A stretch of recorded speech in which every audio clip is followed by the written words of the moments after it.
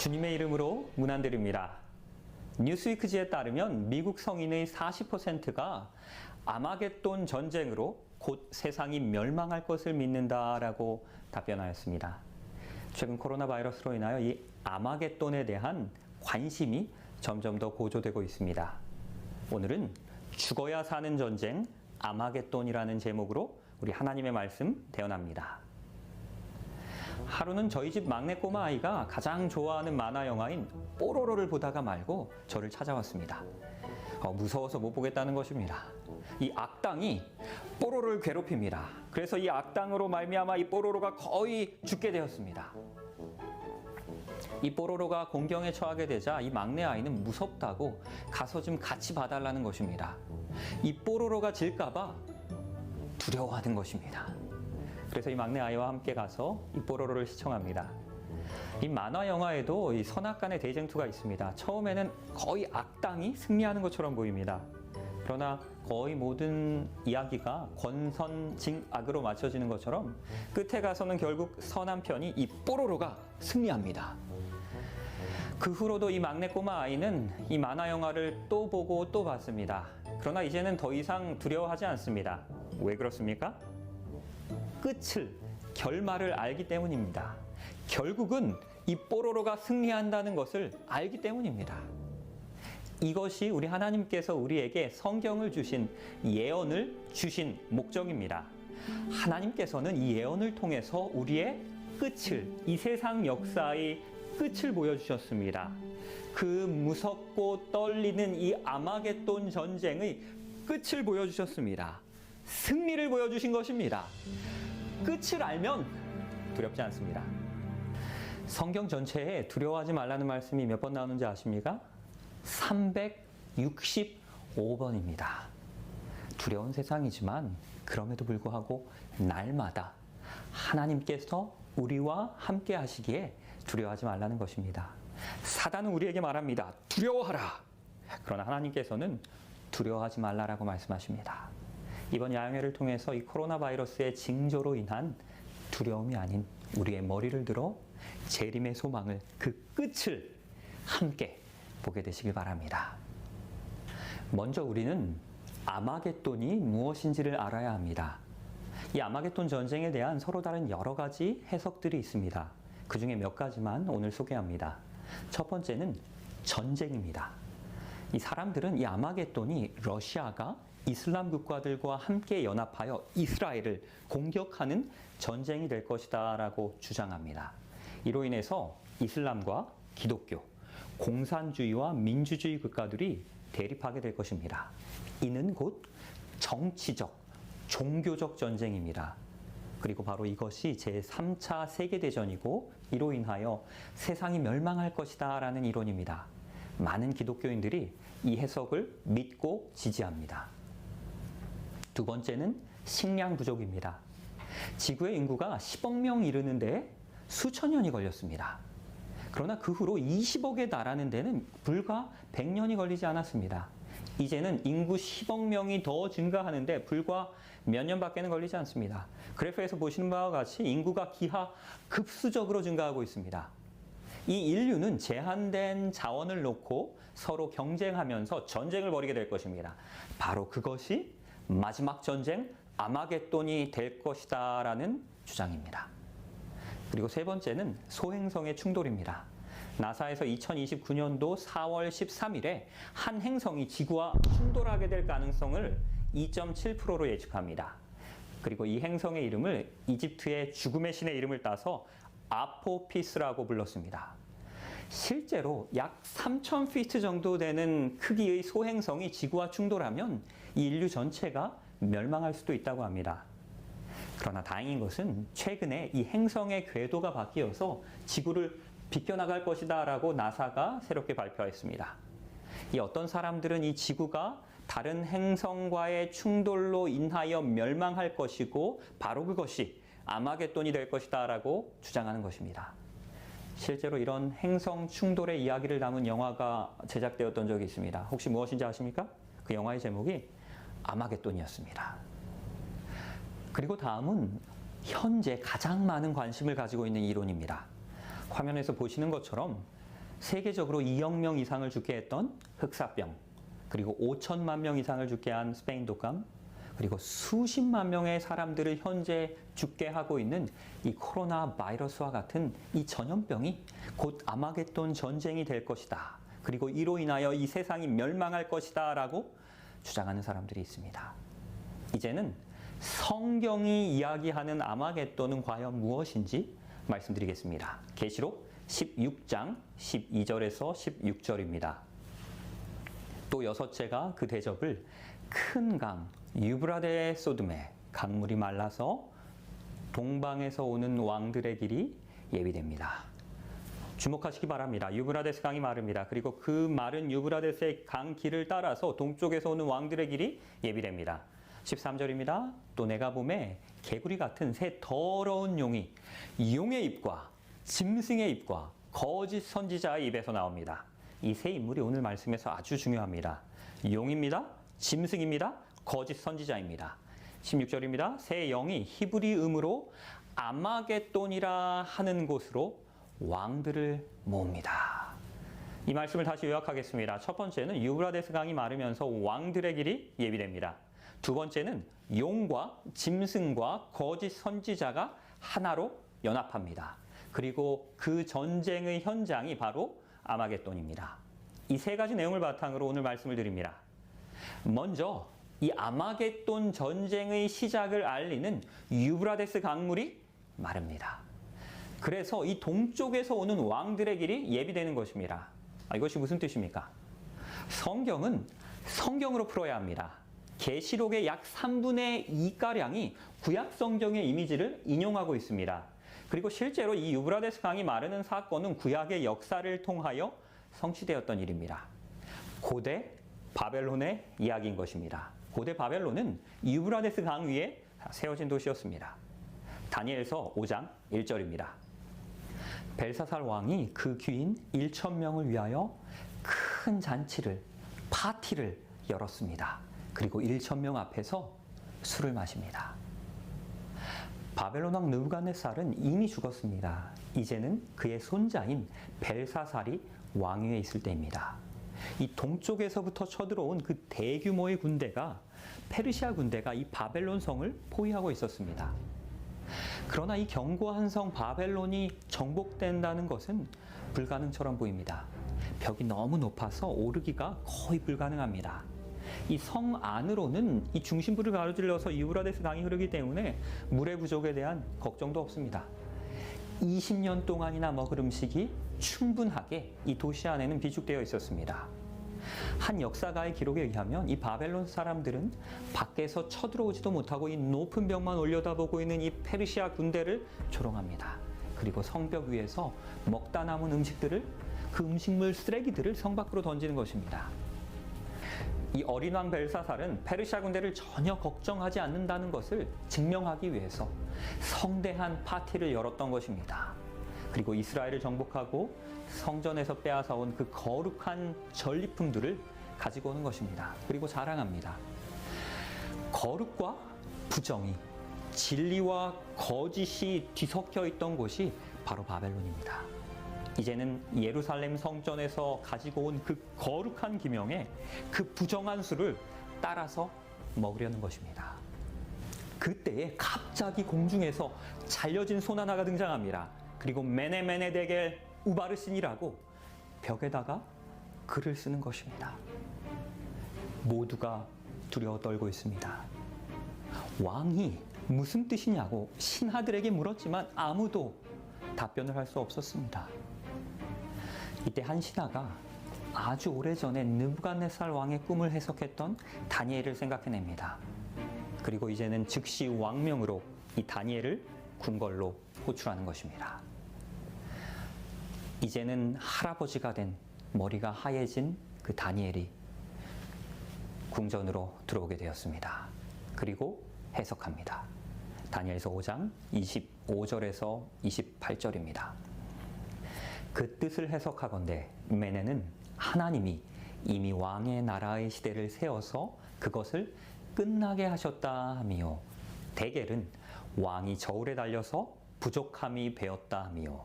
우바르시는 왕의 나라가 나뉘어서 메대와 바사 사람에게 준 바가 되었다 함이니이다. 이제 이 바벨론이 멸망한다는 하나님의 경고인 것입니다. 다니엘서 2장의 예언이 성취되는 것입니다. 이제는 금머리의 나라가 멸망하는 것입니다. 그리고 은나라 페르시아가 예언의 일정대로 그 금나라를 정복하기 위하여 도착한 것입니다.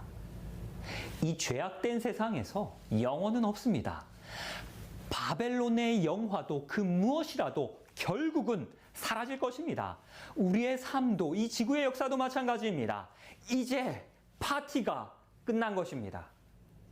페르시아 군대가 이제는 바벨론을 향하고 있습니다. 그 가운데서 진데스강을 건너게 되었습니다. 그런데 이때 물의 유속이 너무 빨라서 페르시아 왕 고레스가 가장 아끼던 말이 이 물에 휩쓸려 가서 익사하게 되었습니다. 이 왕은 너무 화가 났습니다. 군사들에게 명하여 이 강물을 없애버리라고 명령합니다. 그 즉시로 군대는 강 좌우로 수로를 팝니다. 180개의 수로를 파서 물의 흐름을 돌려버렸습니다. 그리고 이 진데스강의 수위는 이제 발목 정도로 낮아지게 됩니다. 고레스와 그의 군대는 이 진데스강을 도강하며 이제는 할머니들도 이 강을 건널 수 있을 것이다 라고 이야기합니다. 드디어 페르시아 군대가 바벨론에 도착합니다. 그런데 너무 크고 웅장한 그 견고하기까지 한 이 바벨론의 성벽 앞에서 군사들이 사기를 잃어버렸습니다. 이때 고레스는 이 진데스강의 교훈을 기억합니다. 바벨론 초기 역사에 기록되고 있는 전설적인 여왕인 세미라미스는 뱃놀이를 무척 좋아했습니다.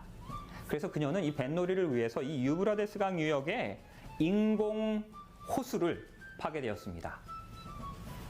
이 고레스는 그 수로의 위치를 그리고 그 인공 호수의 위치를 찾아냈습니다. 이제는 페르시아 군대가 그 수로에 가서 단순히 그 수로의 문을 열었습니다. 그리고 이제 유브라데스 강의 강물들이 그 수로를 통해서 그 인공 호수로 배수됩니다. 유브라데스 강물이 마른 것입니다. 이제 말라버린 그 강 바닥을 따라서 페르시아 군대가 바벨론 성 안으로 진군합니다. 이제 이 페르시아 군대의 유일한 장애물은 그 수로에서 물들만 통과할 수 있는 그 수로의 문이었습니다. 그러나 그날 밤에 바벨론 군사들은 술에 취해서 그 수로의 문 잠그는 것을 잊어버린 것입니다. 고레스 왕은 그 문을 열고 성 안으로 무혈 입성하는 것입니다. 그리고 바벨론을 정복하는 것입니다. 여기서 주목할 것은 이것입니다. 이 고레스가 태어나기 100년 전에 이미 이사야서에서는 그의 이름까지 언급하며 이날 이 사건을 정확하게 예언합니다. 이사야서 44장 27절에서 45장 1절입니다. 기품에 대하여는 이르기를 마르라. 내가 내 강물들을 그 유브라데스 강물을 마르게 하리라. 나 여호와는 나의 기름 부음 받은 고레스의 오른손을 잡고 열국으로 그 앞에 바벨론으로 그 앞에 항복하게 하며. 이 다니엘서 5장의 기록에 의하면 동쪽에서 온 그 페르시아 왕 고레스가 유브라데스 강물을 마르게 합니다. 그리고 바벨론을 정복하는 것입니다. 이 이사야서에서는 그 고레스의 바벨론 정복을 예언하고 있는 이 이사야서에서는 이 고레스를 하나님의 기름 부음 받은 자라고 부릅니다. 히브리어로 번역하면 메시아입니다. 이 고레스는 우리를 구원하기 위하여 오시는 메시아 예수 그리스도를 상징합니다. 또 한 가지 중요한 것은 이것입니다. 이 고레스가 바벨론을 정복하고 포로로 끌려왔던 이스라엘 민족들을 그 약속의 땅으로 귀환시키시는 것입니다. 포로를 해방시키고 구원하는 것입니다. 지금까지 살펴본 다니엘서 5장은 이 아마겟돈에 관한 몇 가지 사실을 우리에게 알려줍니다. 첫 번째는 바벨론의 멸망입니다. 고레스가 바벨론을 정복하는 전쟁이 곧 아마겟돈 전쟁입니다. 그렇다면 여기서 바벨론은 무엇을 상징합니까? 계시록 14장 8절에서는 이 바벨론에 대하여 이렇게 이야기합니다. 또 다른 천사 둘째가 그 뒤를 따라 말합니다. 무너졌도다, 무너졌도다, 큰 성 바벨론이여. 모든 나라를 그 음행으로 인하여 진노의 포도주로 먹이던 자로다. 계시록이 이야기하는 그 마지막 시대의 영적 바벨론도 구약 시대의 바벨론과 동일합니다. 구약의 바벨론은 그 거룩한 성전 기물에 부정한 술을 따라서 마셨습니다. 마지막 시대의 영적 바벨론도 진리와 거짓이 뒤섞인 그 종교와 세계를 상징하는 것입니다. 이 바벨의 뜻은 혼돈입니다. 거룩과 부정이 뒤섞인 것입니다. 성경은 두 도시에 대해서, 두 영적인 도시에 대해서 이야기합니다. 첫 번째는 하나님의 도시인 예루살렘입니다. 그리고 두 번째는 사단의 도시인 바벨론입니다. 이 아마겟돈 전쟁은 그 바벨론을 정복하고 하나님의 도시인 예루살렘을 세우는 전쟁인 것입니다. 아마겟돈 전쟁에 대한 우리가 알 수 있는 두 번째 사실은 동쪽에서 온 왕인 이 고레스가 이스라엘 민족들을 해방시키며 구원하는 전쟁이라는 것입니다. 마태복음 24장 27절입니다. 번개가 동편에서 서편까지 번쩍임같이 인자의 임함도 예수 그리스도의 다시 오심도 그러하리라. 예수님은 동쪽에서 오신 왕입니다. 이 고레스가 동쪽에서 와서 고대 바벨론을 정복했던 것처럼 예수 그리스도께서는 영적 바벨론을 점령하실 것입니다.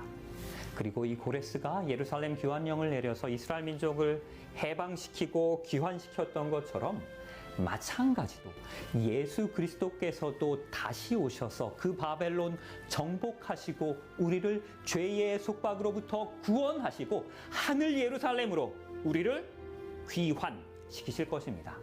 우리를 구원하시는 그 영적인 전쟁이 바로 아마겟돈 전쟁인 것입니다. 여기서 우리가 던져야 할 중요한 질문은 이것입니다. 그렇다면 예수 그리스도께서는 이 바벨론을 어떻게 정복하십니까? 계시록 12장 9절에서 10절입니다.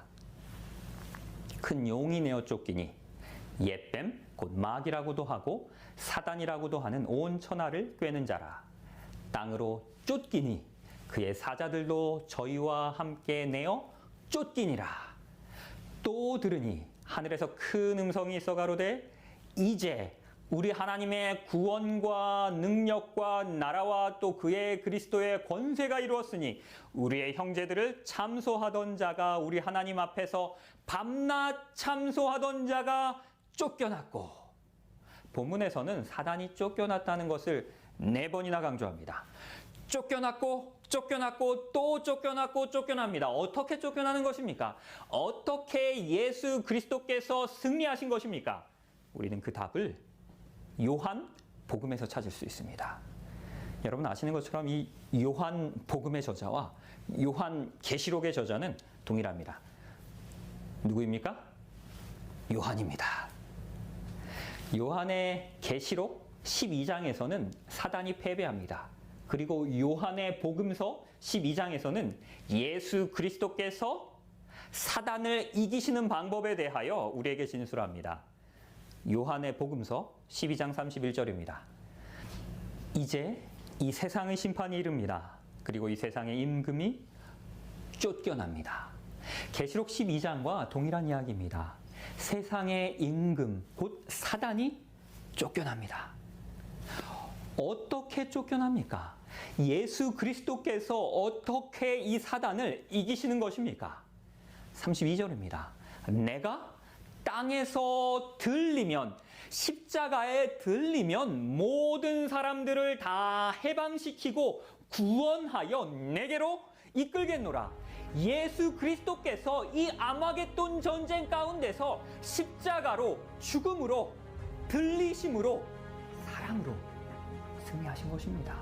바로 이것이 예수 그리스도께서 영적인 바벨론을 정복하시는 방법입니다. 이것이 이 아마겟돈 전쟁의 승리의 비결인 것입니다.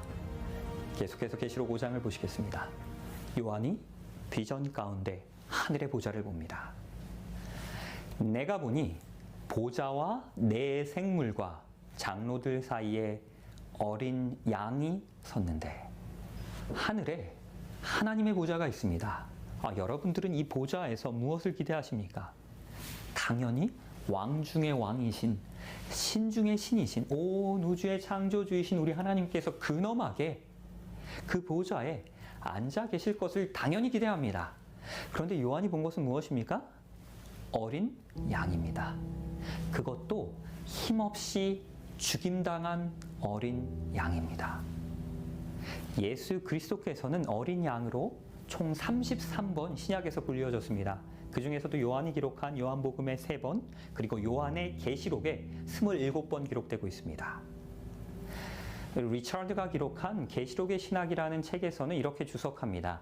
계시록 5장 6절에서 보좌에 죽임당한 어린 양이 있다는 것은 예수 그리스도의 희생적 죽음이 곧 우리 하나님께서 세상을 통치하시는 방법이라는 뜻입니다.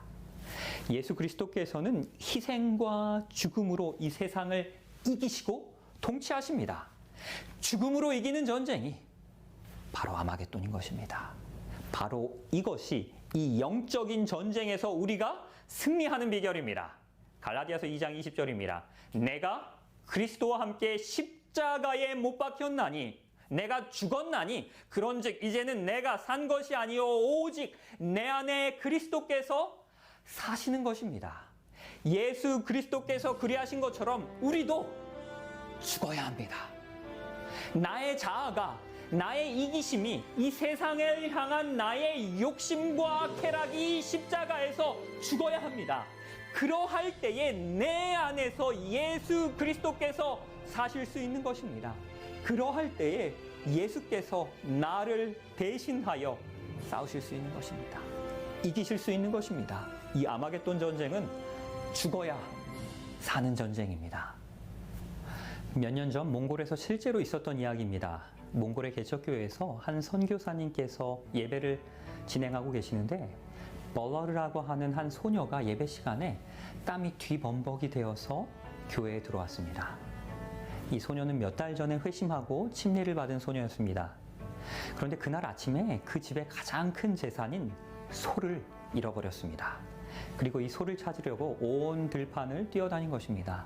그런데 이 소를 끝까지 찾지 못했습니다. 그 가운데서 예배 시간이 임박했다는 것을 깨닫고 소 찾는 일을 중단하고 하나님께 예배드리기 위해서 그 들판을 가로질러서 허겁지겁 이 교회까지 뛰어온 것입니다. 이제 예배가 마쳐집니다.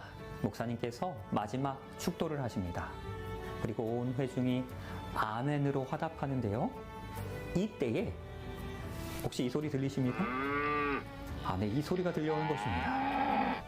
이 밖에서, 교회 밖에서 그 벌러르의 소도 같이 아멘으로, 음매로 화답하는 것입니다. 이 어린 소녀가 믿음으로 하나님께 예배드렸을 때 하나님께서는 이 아이를 대신하여 그 소 찾아주셨습니다. 이것이 신앙입니다. 바로 이것이 영적인 전쟁인 것입니다. 이 아마겟돈 전쟁은 내가 싸우는 전쟁이 아닙니다.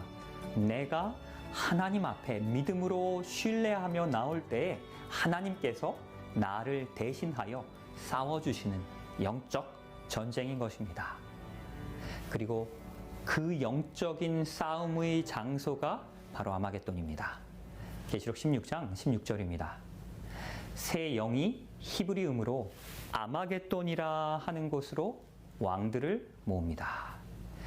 이 요한은 계시록을 그리스어로 쓰다가 아마겟돈이라는 단어에서만 히브리어로 돌아갑니다. 자신의 모국어로 돌아간 것입니다. 히브리어로 이 아마겟돈은 무깃도에 있는 산이라는 뜻입니다. 무깃도는 이스라엘 북쪽에 위치한 약 20마일 정도의 크지 않은 조그마한 계곡입니다. 이 무깃도는 아프리카와 유럽 그리고 아시아를 잇는 교차로에 위치했기 때문에 지정학적으로 세계의 중심지입니다. 그러했기 때문에 이곳에서 수많은 전쟁들이 있었습니다. 사사 드보라가 시스라의 군대와 전쟁했던 곳도 바로 이곳입니다. 여호수아가 가나안 왕들과의 전쟁을 벌였던 곳도 바로 이곳입니다.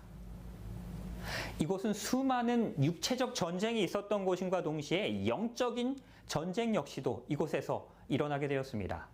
사울이 영매를 찾아갑니다. 그리고 그로 인하여 전쟁에서 패배하고 죽게 되는 곳도 바로 이곳 무기또였습니다. 이 무기또 계곡에는 3개의 산들이 있습니다. 그리고 이 3개의 산들의 의미가 아마겟돈 전쟁이 무엇인지를 우리에게 아주 잘 설명해 줍니다. 첫 번째는 무기또 북쪽에 위치한 갈멜산입니다. 엘리야가 850명의 바알의 선지자들 앞에서 하나님께 예배드렸던 그 유명한 이야기의 배경입니다. 이곳에서는 참 하나님과 거짓 신들의 전쟁이 벌어지게 됩니다. 영적인 전쟁인 것입니다. 이 가운데서 누구를 섬기겠냐는 너희의 섬길 자를 내가 오늘 택하라는 그 선택의 전쟁이 벌어졌던 곳이 바로 이곳 갈멜산인 것입니다. 갈멜산은 선택의 산입니다. 이 아마겟돈 전쟁은 영적인 선택의 전쟁인 것입니다.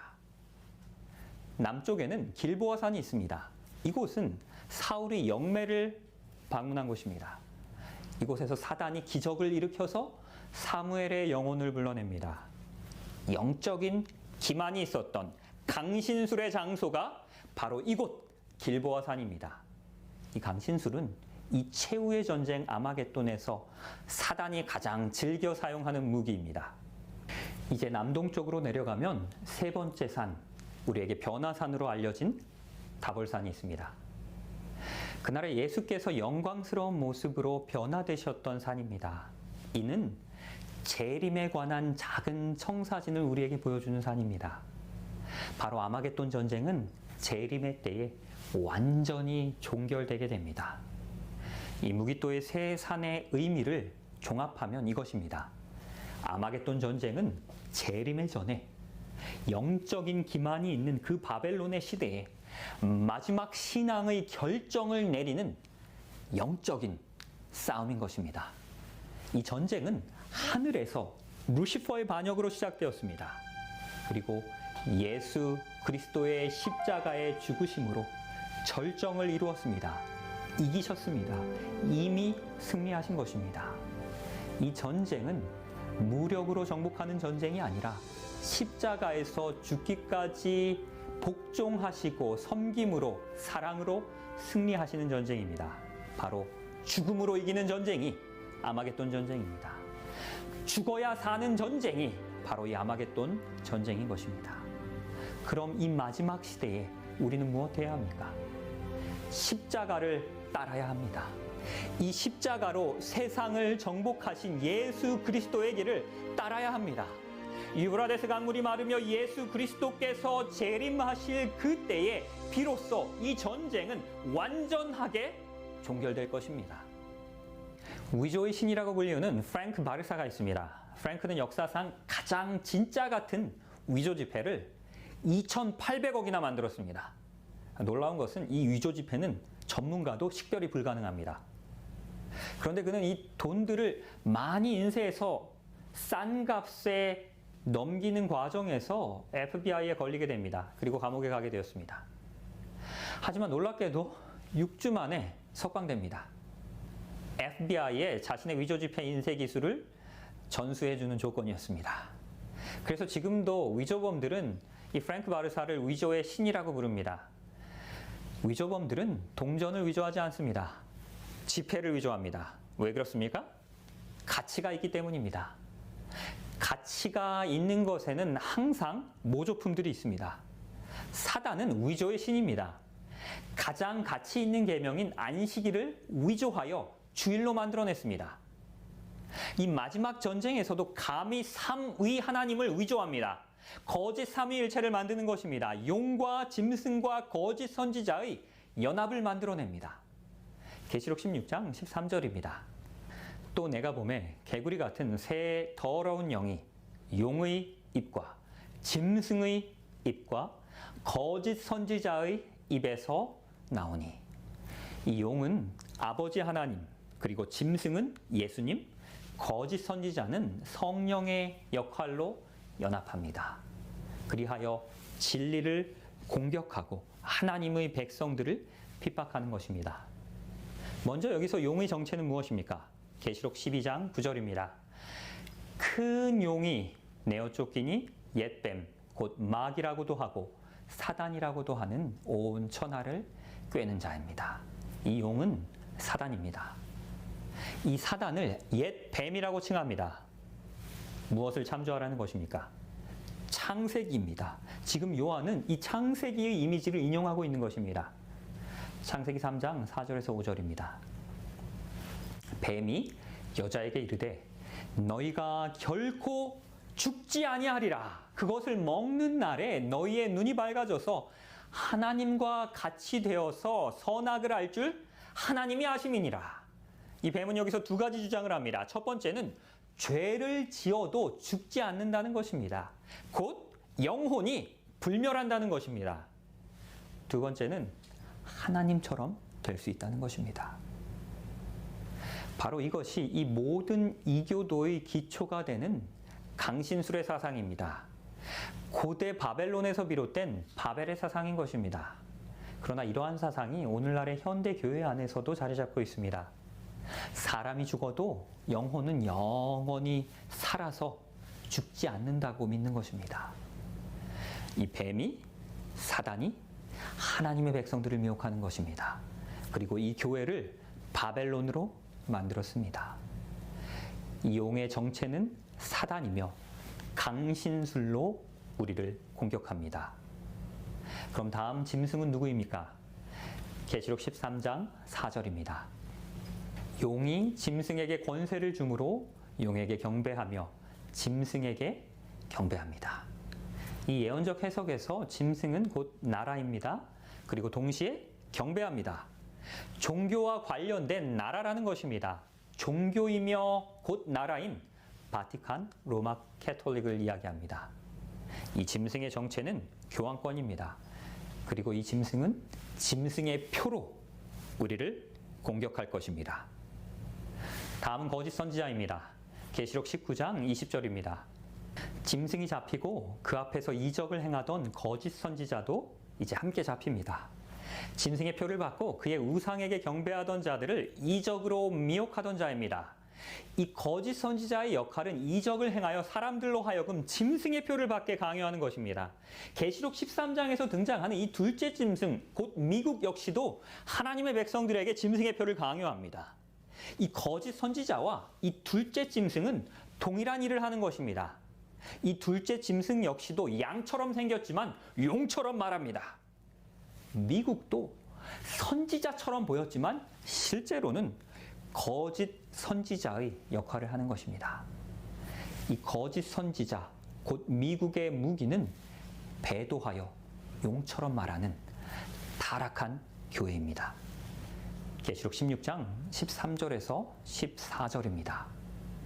또 내가 보매 개구리 같은 새 더러운 영이 용의 입과 짐승의 입과 거짓 선지자의 입에서 나오니 저희는 귀신의 영이라.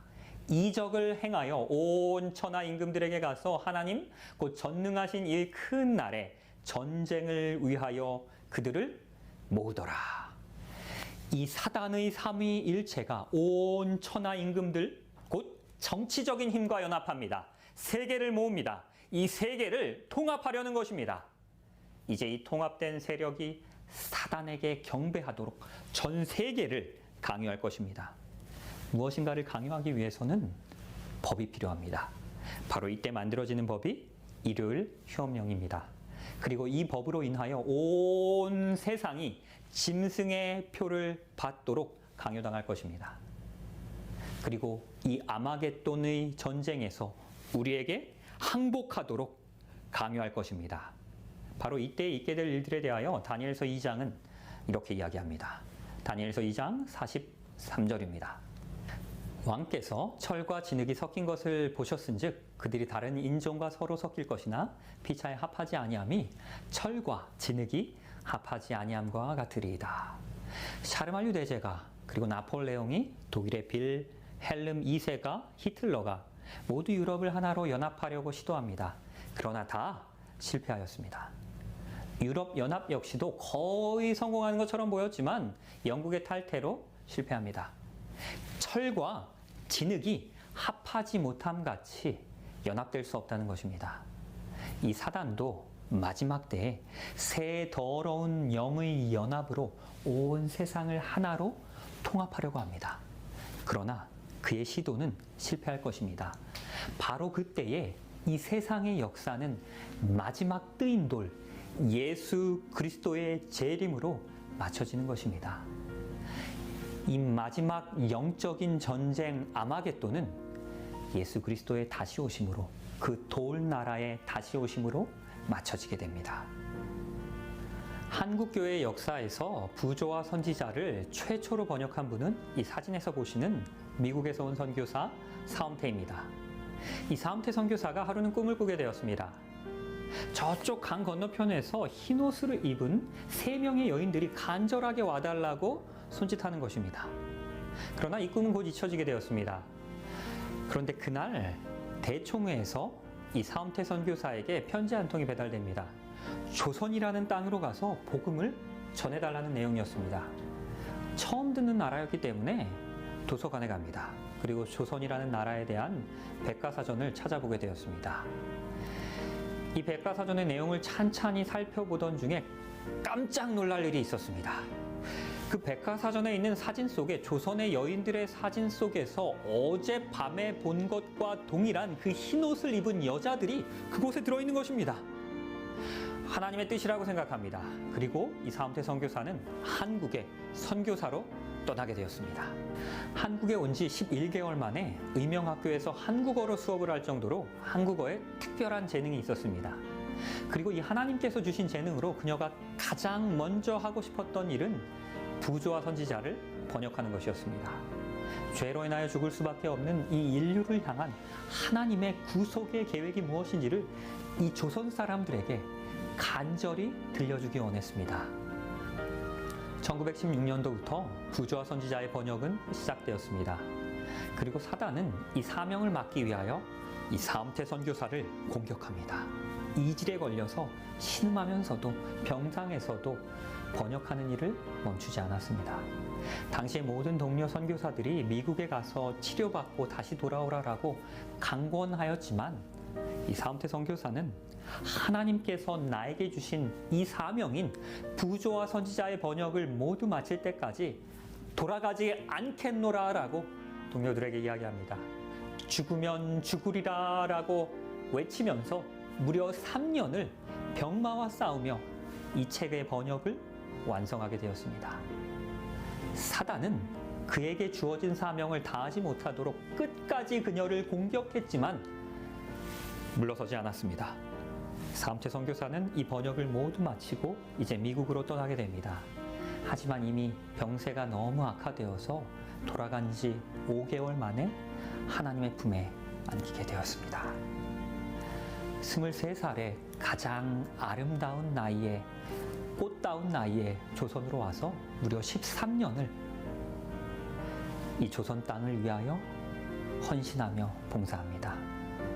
미혼으로 36살에 우리 조선인들에게 대쟁투의 시작인 이 부조와 선지자를 선물하고 돌아가셨습니다.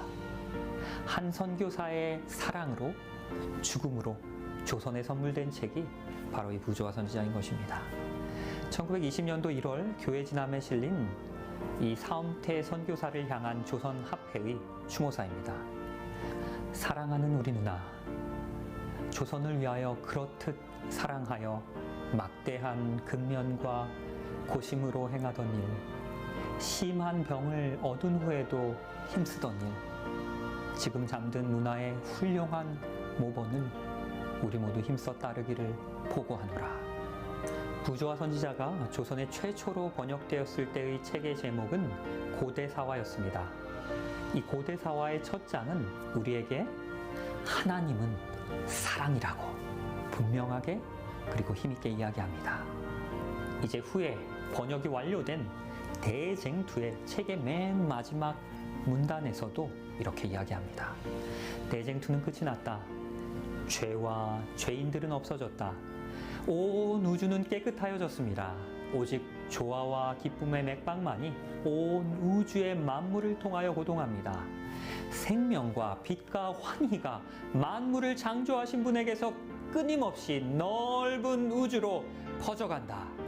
가장 작은 원자로부터 가장 큰 세계에 이르기까지 만물은 생물계와 무생물계를 막론하고 조금도 흠이 없는 아름다움과 완전한 기쁨으로 하나님은 사랑이시라고 선포합니다. 사랑으로 시작하여 사랑으로 맞춰지는 역사가 대쟁투의 역사인 것입니다. 이 아마겟돈 전쟁은 십자가의 사랑으로 죽음으로 승리하는 전쟁입니다. 그 길고 험한 전쟁은 예수 그리스도의 재림으로 맞춰지게 될 것입니다. 누가복음 21장 26절에서 28절입니다. 사람들이 세상에 임할 일을 생각하고 무서워함으로 기절하리니 이는 하늘의 권능들이 흔들리겠습니다. 그때 사람들이 인자가 예수 그리스도께서 구름 타고 능력과 큰 영광으로 오는 것을 볼 것입니다.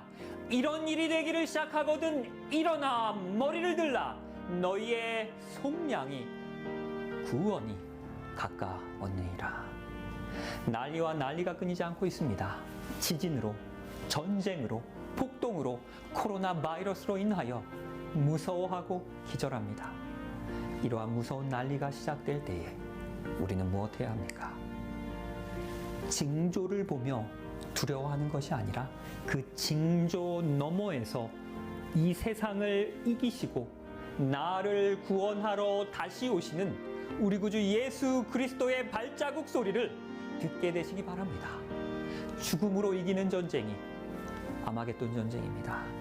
예수 그리스도께서 십자가의 사랑으로 이미 승리하셨습니다. 그 십자가 앞에서 나의 자아가, 나의 욕심이, 나의 정욕이 죽을 때에, 내가 죽을 때에 내 안에서 예수 그리스도께서 사실 것입니다. 그러할 때에 예수의 승리가 곧 나의 승리가 될 것입니다. 죽어야 사는 전쟁이 바로 이 아마겟돈 전쟁입니다. 이 마지막 시대를 살아가는 오늘 이 시간이 결심해야 하는 시간입니다. 다시 한번 우리 자신을 되돌아보고 하나님 앞에 다시금 회개하며 나 자신을 바로 세우고 이 두려운 환난 앞에서도 머리를 들어 일어나게 되시기 바랍니다. 우리 재림교회의 젊은이들이요, 머리를 들어 일어나게 되시기 바랍니다. 이 재림교회를 지탱하는 우리 집사님들이시여, 장로님들이시여, 머리를 들고 일어나게 되시기 바랍니다. 그래야 이 교회가 다시 살아납니다. 우리 하나님 한 분만 두려워한다면 우리는 그 어떠한 것도 두려워할 것이 없습니다. 예수 그리스도만을 따라 십자가의 길을 따르기로 다시 한번 결심하시는 이 시간이 되시길 바라면서 오늘 말씀을 마치겠습니다.